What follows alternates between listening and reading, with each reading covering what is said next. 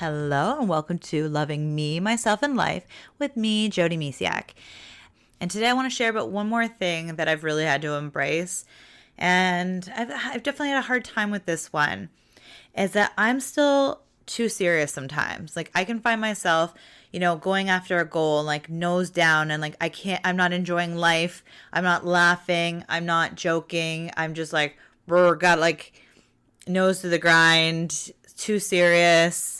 And I've definitely been doing that for so many years. I even remember being in high school and I was like, oh, I don't want to hang out with them. They're too childish. Like they were just having fun and enjoying life. So I very much I've kind of gone into the adult mode early on.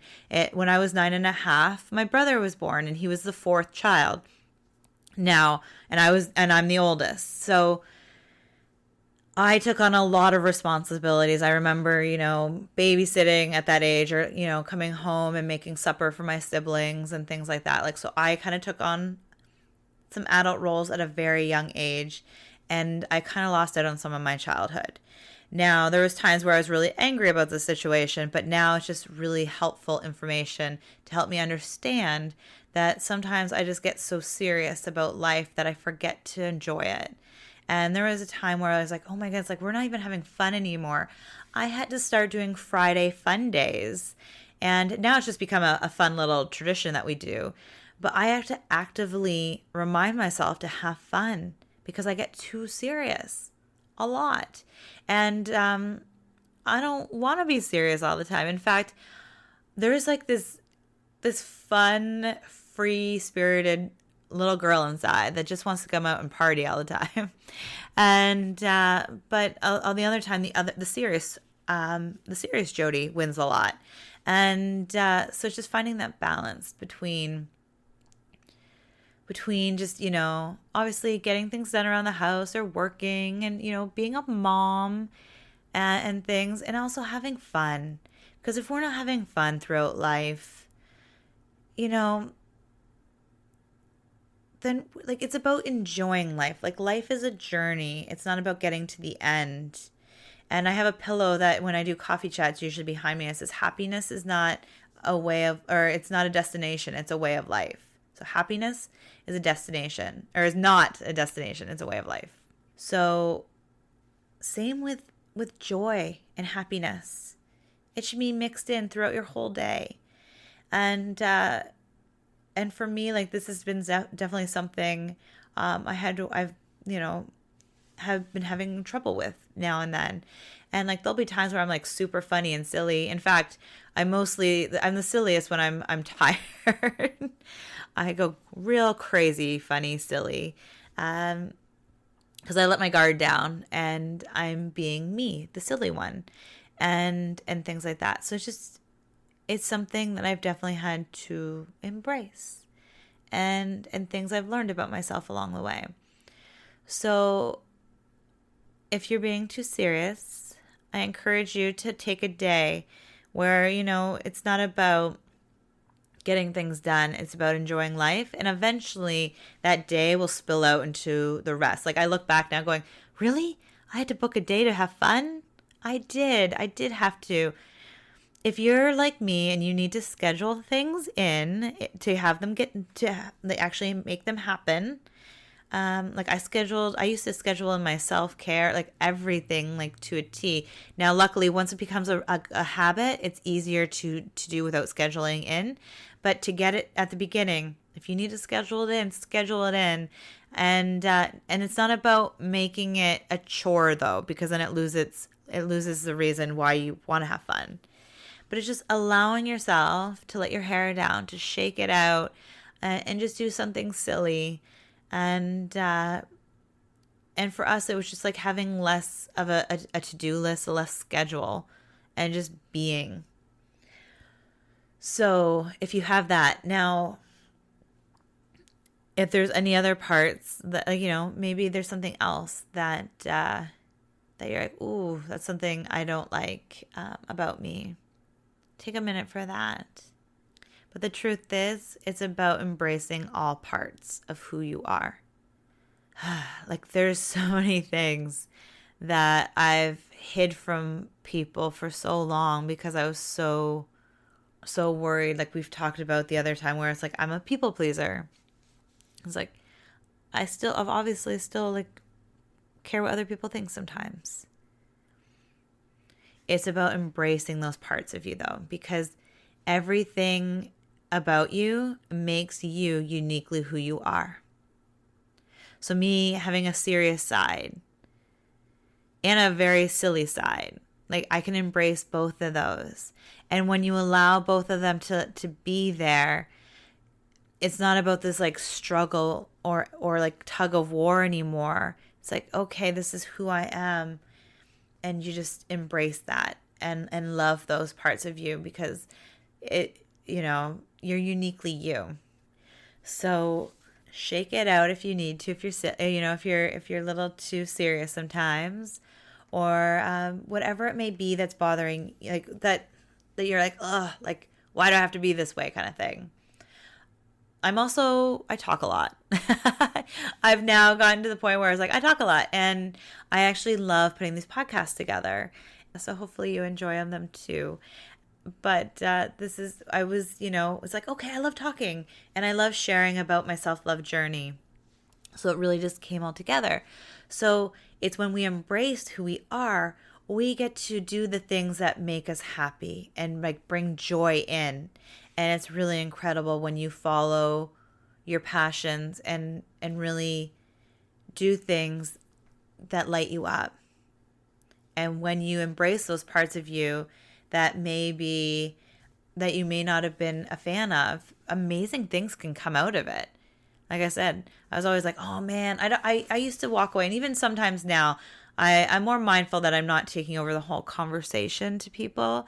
But there was times where I'm like, oh man, I talk too much. And then I'd be like hard on myself and beat myself up and things. And I was like, that's not helpful after a conversation.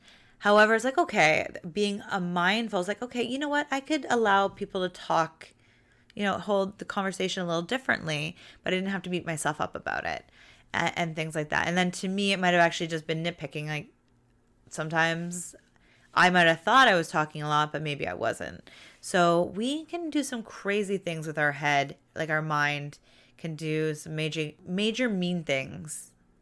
So be mindful of what your mind's doing. Like, is it being a bully to you? Or is it like sending you love? Because, the voices in our head, like, or the thoughts we're thinking. I shouldn't say voices in our head. The thoughts that we're thinking, the beliefs that come up, like, they can be really mean. And it's not about like being like, go away, all these negative crappy emotions that we may not want to feel, or the beliefs or whatever it might be, like the nitpicking, but it's being aware of them. Being, okay, I know you're there. Thanks for showing up. Thank you for showing me where like I might need to like switch things around a little bit for, somewhere maybe I need to heal and growing from there. So it's just anything in life with like coming up with, changing your beliefs, changing habits, embracing parts of you that might have been hard to embrace. They might not happen overnight, but with little here and there practice and like, just with changing just a smidgen here, a little there, like, I don't even want to say changing, but like just looking at things slightly different or changing your perspective. That's even better. Things you'll look back and be like, wow, I've changed a lot in the last week, month, year, decade, whatever it may be. And it's just really being about embracing who you are right here, right now. And when you embrace the parts of you that you might not like or that other people pick on you about, the more you own those parts of you, the less they'll actually you project on other people. So one of the things I'm very mindful of, and when we were in the middle of moving, where we want to move across country, we didn't really share it with many people because I still knew I had fear creeping into my head. I knew exactly what I wanted. I knew why, and I knew all this stuff. However, I also knew that my fear was there still. Like I didn't get a handle on my fear as much as I wanted to. And one of the things is people pick up on those emotions, and then they mirror what we feel. So sometimes if somebody is annoying you, or like say you want to do something and they like say something back like, oh, you can't do that, they're actually mirroring your own thoughts. Like you're not feeling confident in yourself of something. So for me personally, I knew I needed to get a handle on my fear and feel really grounded and confident with myself and what my decision was with my husband and I, before we really shared it with anybody that was unsupportive. Like I shared it with some people that were super, super supportive, but there's some people that would have, been less supportive. So we actually didn't share that for a while until we knew we were solidly grounded in place. So sometimes you have to keep some of your growing wrapped in a nice warm blanket around you until you're so confident in it to expose it to the rest of the world. Like it is okay to stay inward, as long as obviously we had a point where it's like, okay, we need to tell people because they need to know that we're moving and giving them a heads up, and out of love and respect for them. Once we had we felt pretty confident and grounded. We might not have been perfectly grounded, but we felt super solid, and we're like, okay, let's share this with more people now. And we definitely had to make sure we shared it with our loved ones. So then, out of love and respect. So the thing is, you can keep things to yourself for a while if it's too scary. Or, like I've said before, you can talk with people that will support you on your journey. It's so important to know who you can talk to, because some people won't support you like they want to, and out of they might not even be aware that their fear is overtaking too. So it's knowing who to talk to, and knowing that you're talking to somebody that's in an empowered, loving place versus somebody that might be coming from a more aggressive, frustrated, unloving place, and not on purpose either. It really depends where the person is at in their life. So I definitely had some really supportive people around me that I was talking with throughout this whole thing, and I knew who to kind of just not talk about it with for a while. And it's really about setting healthy boundaries with yourself, and even with the ones in your life. Because if you do talk to somebody that would poo-poo your dreams and stuff, and it would come from their place, or it's a mixed mirror kind of fun bag of crazy, if that makes any sense. So you might they might mirror your frustrations, but they might also, or not even frustrations, let's go with fear, but they also have fear, and then it's this collidal mess, and then you might actually lash out at them, and then it's just crazy.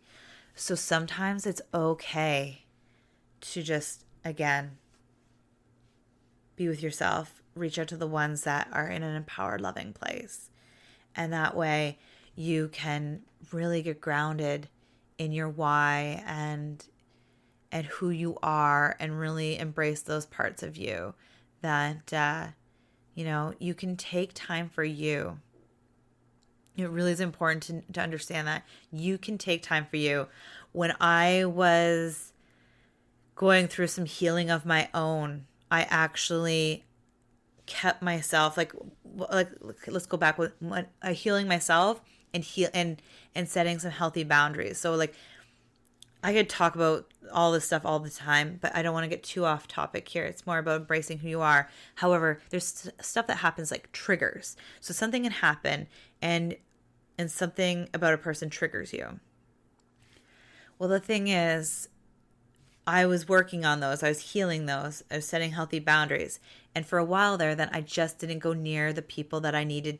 They're the ones that were triggering me and things. I needed to take a step back, understand that I needed to do something inward, so then I could, move forward and set healthy boundaries in a loving way.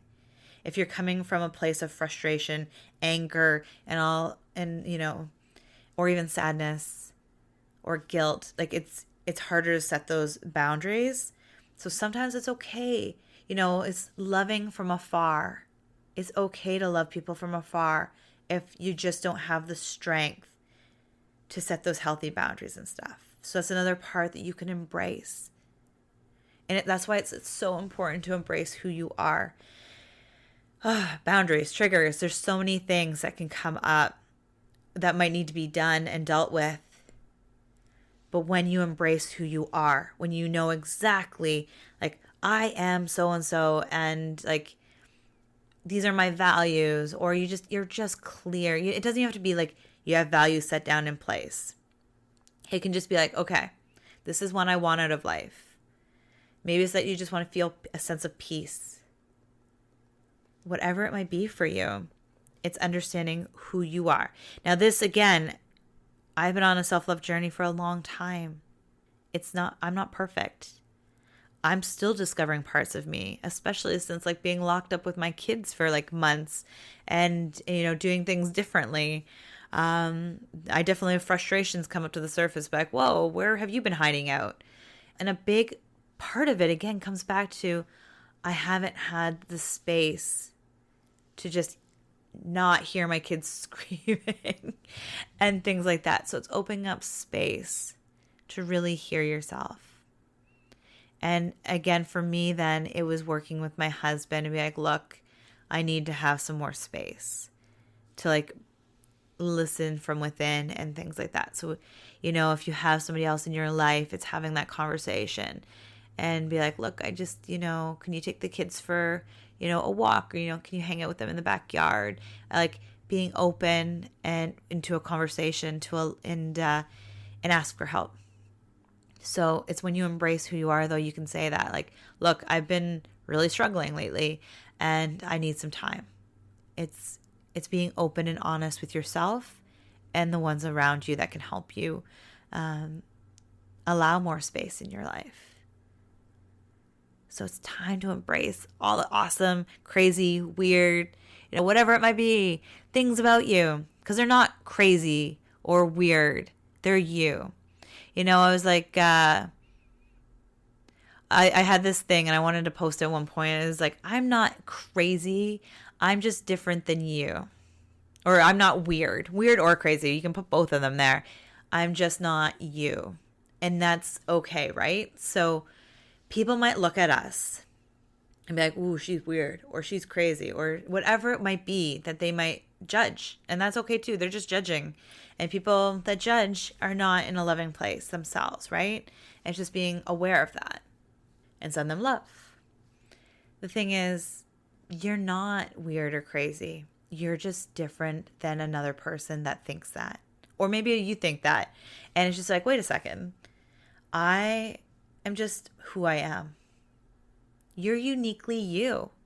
And that is totally cool. Can you imagine if everybody in the world looked like you, talk like you, or talk like me, like, talk like you, yeah.